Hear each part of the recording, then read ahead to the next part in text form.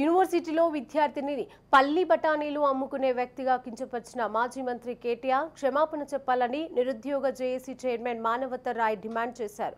కేటీఆర్ వ్యాఖ్యలను నిరసిస్తూ ఉస్మానియా యూనివర్సిటీలో కేటీఆర్ దిష్టిబొమ్మను దహనం చేశారు. బిట్స్ పిలానీలో చదువుకున్న వారు ప్రజలకు సేవ చేసే రాజకీయాలలో ఎవరూ లేరని, ఉస్మానియా యూనివర్సిటీలో చదువుకున్న పివి నరసింహారావు, జైపాల్ రెడ్డి లాంటి ఎంతో మంది రాజకీయ పదవుల్లో ఉండి ప్రజలకు సేవ చేశారని గుర్తు చేశారు. ఎంతో మంది యూనివర్సిటీ విద్యార్థులు ఎమ్మెల్సీ అభ్యర్థి మల్లన్నను పల్లి బఠానీ అమ్ముకునే వ్యక్తిగా కించపరిచిన కేటీఆర్ ఉస్మానియా యూనివర్సిటీ విద్యార్థులను అవమానించినట్లేనని ఆగ్రహం వ్యక్తం చేశారు. ఇక కేటీఆర్ వెంటనే ప్రభుత్వ యూనివర్సిటీలో చదువుతున్న విద్యార్థులకు బహిరంగ క్షమాపణ చెప్పాలని డిమాండ్ చేశారు.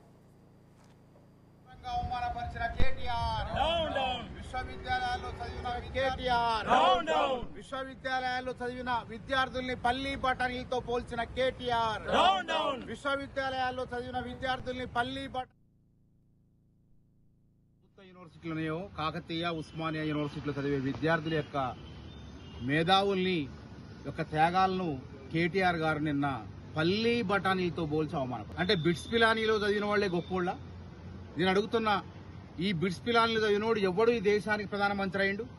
ఎవడు ఈ ఒక రాష్ట్రానికి ముఖ్యమంత్రి అయిండు చెప్పగలరా కేటీఆర్ గారు? ఉస్మానియా, కాకతీయ, ఇతర విశ్వవిద్యాలయాల్లో చదివిన వాళ్ళు పట్టభద్రులంతా కూడా ఐఏఎస్లుగా, ఐపీఎస్లుగా, డిఎస్పీలుగా, సిఐలుగా, ఎస్ఐలుగా, కానిస్టేబుల్గా ప్రజలకు సేవ చేస్తున్నారు ప్రభుత్వ ఉద్యోగులుగా. ఎవడన్నా బిట్స్ పిలానీలో చదివిన వాడు ఎవడన్నా ప్రభుత్వ ఉద్యోగం చేస్తాడా? ఎన్నో యూనివర్సిటీలో చదివిన వాళ్ళు గొప్ప గొప్ప నాయకులు, నేతలుగా అవతరించి లోక్సభ స్పీకర్ అయ్యారు.